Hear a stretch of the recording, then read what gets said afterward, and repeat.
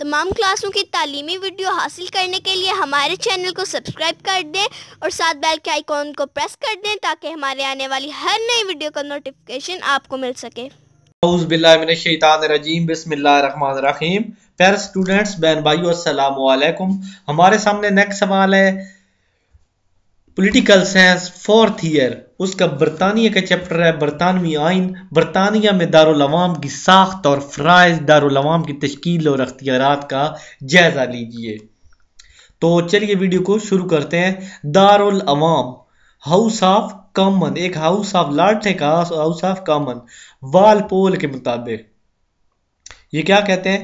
جب ایک وزیر پارلیمنٹ سے مشورہ لیتا ہے تو وہ حقیقت میں دارالعوام سے مشورہ لیتا ہے، جب ملکہ پارلیمنٹ کو برخاست کرتی ہے تو وہ حقیقت میں دارالعوام کو برخاست کرتی ہے۔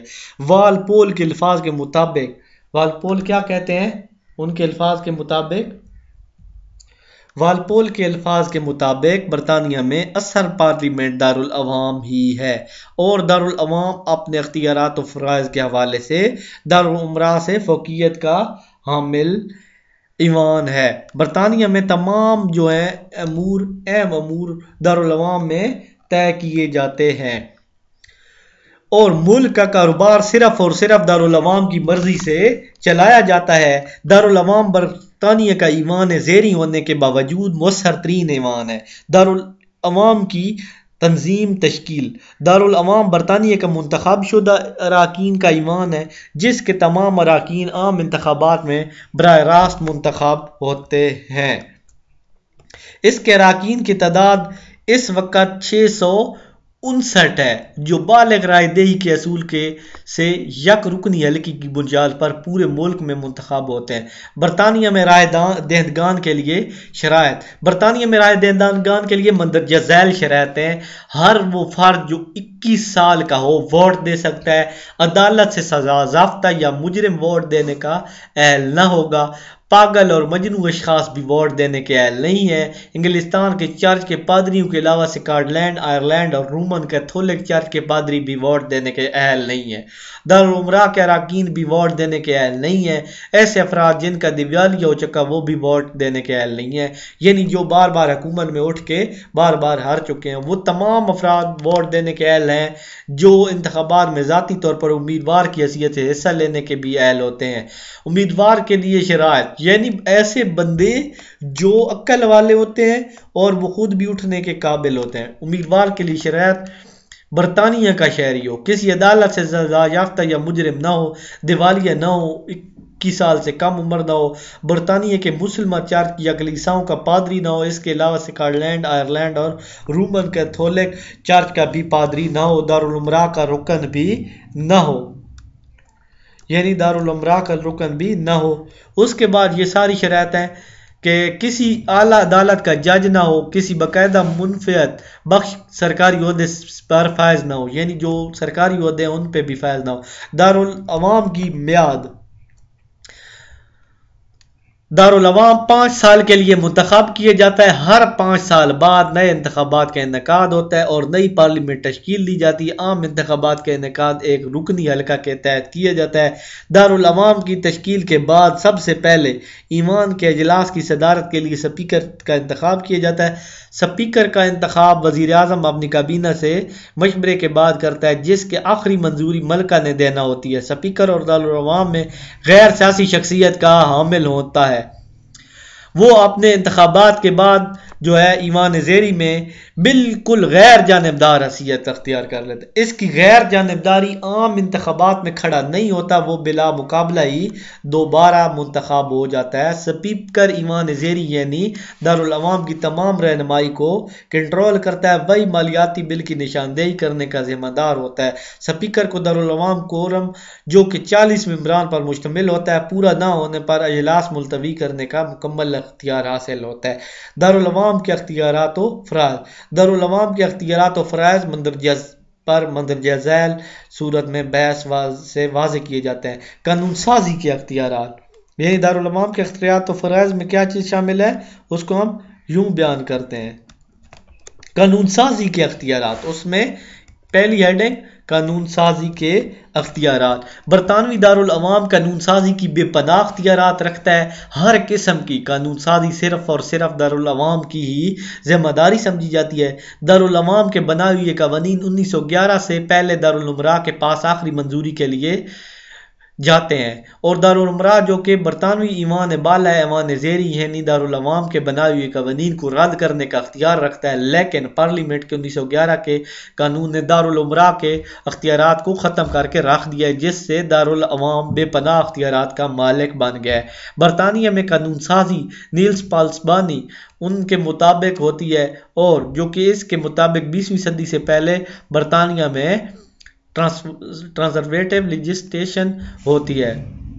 اس کے بعد جو ہے ارینا لیجسلیشن یہ ہے، اس سے مراد یہ ہے کہ برطانیہ پارلیمنٹ جب بھی کوئی قانون بناتی ہے تو اس پر باقاعدہ غور و خوض ہوتا ہے اور پھر کچھ عرصہ کے بعد قانون بنتا ہے، جبکہ ٹرانسفارمیٹیو لیجسلیشن سے مراد یہ ہے کہ قوانین کو بغیر کسی بحث و تمیز کے قوانین کا درجہ دیا جاتا ہے۔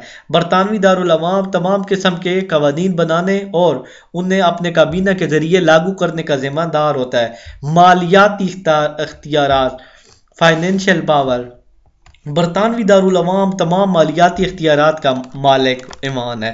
ملک کا سالانہ بجٹ، جس میں ملک کے سالانہ اخراجات اور آمدن کا تخمینہ لگایا جاتا ہے، وہ دارالعوام میں ہی سب سے پہلے پیش کیا جاتا ہے۔ پھر مالیاتی بجٹ کو منظوری کے لیے دارالعوام امراء میں بھیجا جاتا ہے، جس کو 1949 کے پارلیمانی ایکٹ کی وجہ سے وہ مسترد کرنے کا اختیار نہیں رکھتا۔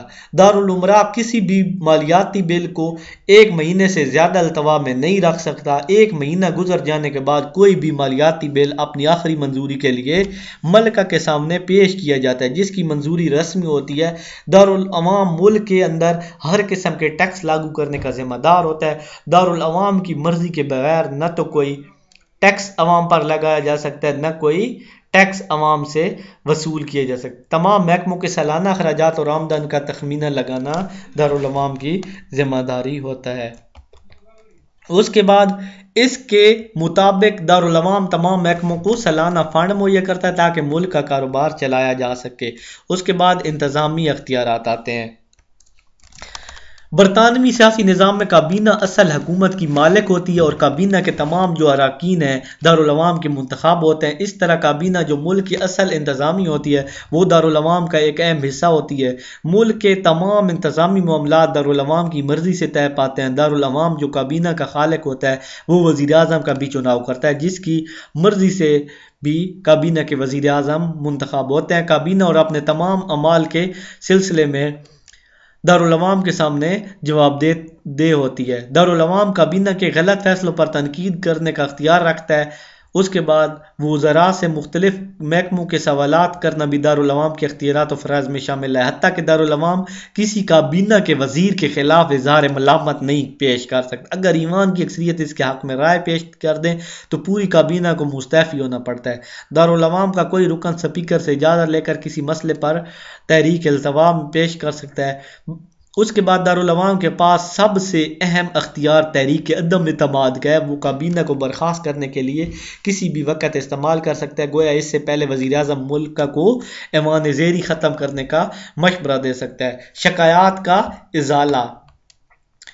دارالعوام کی یہ اولین فرض ہے کہ وہ عوام کی شکایات کا فوری ازالہ کرے۔ عوامی شکایات مختلف نوعیت کی ہو سکتی ہیں۔ ہر حلقے کا نمبر دارالعوام میں اپنے حلقے میں پیدا ہونے والے مسائل سے متعلقہ وزیر کو آگاہ کر کے مسئلہ کو حل کرواتا ہے، جس سے عوام اطمینان حاصل کرتا ہے۔ مثلاً اگر حلقے میں عوام کے صحت کی سہولیات کو مؤثر طریقے سے فراہم نہیں کیا جا رہا ہے تو وہاں کا رکن پارلیمنٹ وزیر صحت اپنے حلقے کی عوام سے شکایت کرتا ہے۔ یعنی اگر کسی ایریے کی صحت ٹھیک نہیں ہے اور وہاں پہ صحت کے مسائل ہیں تو وہ اس وزیر کو آگاہ کرتا ہے، جس پر فوری نوٹس لیا جاتا ہے اور متعلقہ سرکاری اداروں سے پوچھ گچھ کی جاتی ہے۔ انتخابی اختیارات، انتخابات جو ہوتے ہیں ان کے اختیارات۔ اس کے بعد دارالعوام جو ہے اس کی مرضی سے ہی ملکہ یا بدشاخ رہتی جماعت کے سربراہ کو حکومت سازی کے لیے دعوت دیتا ہے۔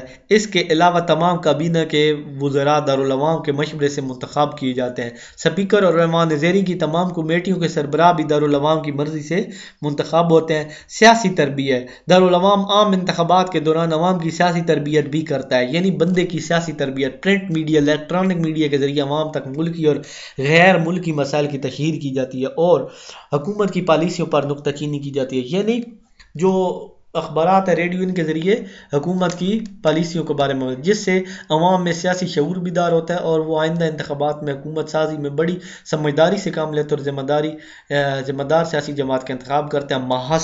محاصل ہوتا ہے نتیجہ۔